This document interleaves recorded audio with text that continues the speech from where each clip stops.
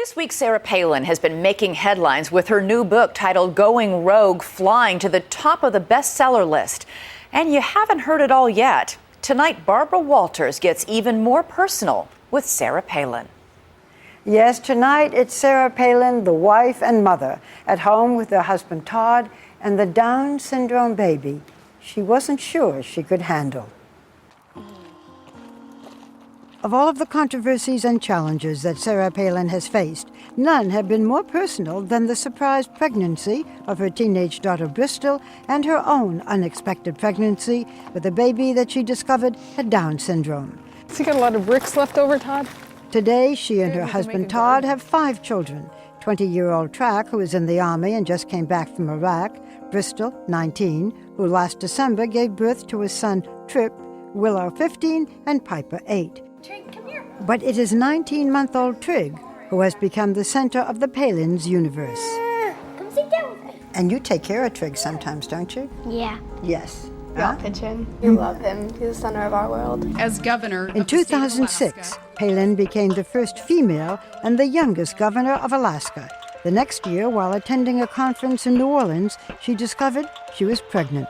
You were 43 years old, you had 4 kids, and you right then, for a split second, it hit me. That is, did I really want another child? You said, I'm out of town, no one knows I'm pregnant, no one would ever have to know. For a fleeting thought, you thought about abortion. For a fleeting thought, I knew what women go through when they are facing what they may believe at the time are less than ideal circumstances. I never thought, do I want another child? What I did think for that split second was, gee, now of all times, and yeah, I'm no spring chicken. Returning to Alaska, a test revealed that Palin was carrying a baby with Down syndrome. The moment gave her pause. I thought, God, unless you know more than I do about all this, how in the world would I handle this? Could she handle the reality that her baby would be born with an extra chromosome that causes mental retardation, physical handicaps, and a lifetime of special care?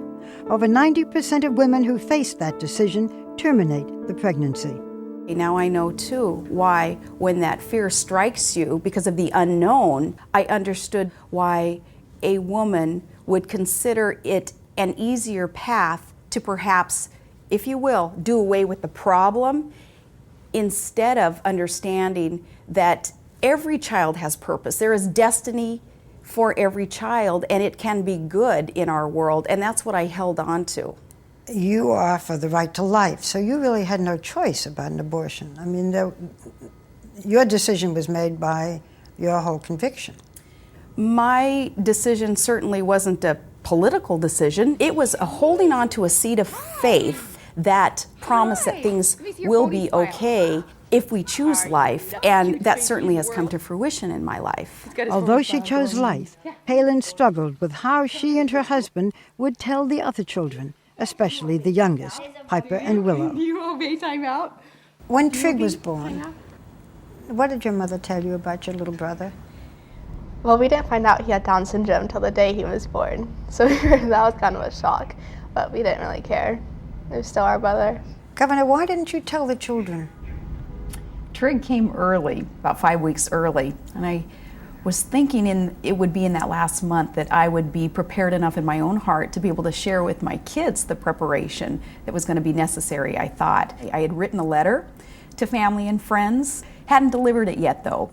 Was that a letter that you wrote as if it were coming from God? I did, as if it were the words of our Creator. Wasn't presumptuous to write in the name of God? I do think that it was the most loving way to express my beliefs that God doesn't make any mistakes and that Trig would be, in our eyes, perfect for our family. Every year, 5,000 children in the U.S., like Trig, are born with Down syndrome, all mentally challenged to varying degrees. So far, Trig is walking, but he has vision problems and doesn't eat solid food. Come sit down with me. Half of Down babies suffer from congenital heart defects, and in fact, Trig has a hole in his heart that may require surgery. It wasn't long ago that these children were institutionalized, kept out of school, and died at young ages because some doctors refused to operate on them. You know that I have a special feeling about special needs children because people do know that I had a sister who was called retarded, and it affected my whole life. There was a stigma when my sister was young. Is there a stigma still today? Do people make fun of Trig? Some people have been quite cruel on the internet and making some horrible ads about him that he should never have been born. But for the most part, people have been so loving and supportive of us that encourages us, and it makes us know that there's a lot of hope and there's a lot of love in this country. On the campaign, you had Trig with you, and you were criticized. People said, "Why are you exposing this baby?" Yeah, it wasn't that something, but I'm very, very proud of my kids, including Trig, and I would do that again in a heartbeat. Hello, baby. Then we were joined by father and son. Todd rarely speaks in public. Mr. Palin, can you tell me how you felt when your wife told you that you were going to have a Down syndrome son? When she told me that our child might have Down syndrome, I just said, why not us? Our family's never one to have that, want anybody to feel sorry for us, because I knew that our family was strong and would be able to handle whatever was thrown at us. Describe your relationship with Trig. Is he going to go on a snow machine with you? Is he going to be able to do any sports with you? What do you think? He'll be able to do everything that all of our other children have done with us, so we treat him just as another kid in the house, and I look forward to getting him out on the trail this winter. What do you think people should know about Down syndrome children? What's the misconception? They're just beautiful gifts from God for all of us to learn from and to make us stronger as individuals. And he's just another kid in our house, but just he's been a blast. You're 45. Do you want any more children? I'll stick with the grandkid thing now, but even that can wait another 10 years, as Bristol would tell you. 10 years from now, oh gosh, bring on the grandkids. I can't wait. Levi Johnston is here to answer the question. Meanwhile, her grandson's father, Levi Johnston, has been in a media blitz, publicly accusing Palin of keeping him from his son and being a neglectful and insensitive mother. Levi has said that you called Trig the retarded baby. That's heartbreaking to know that he would say such a thing, and that's not true. You know he's doing TV ads. He's posing for Playgirl magazine. He's making some money. Is he contributing any of his money to child support? Levi's making some irresponsible decisions right now with money and with career. He's a kid who's misguided. I can't wait until he comes back on that right road of wanting to be a part of the family and Tripp's life. It's going to be good.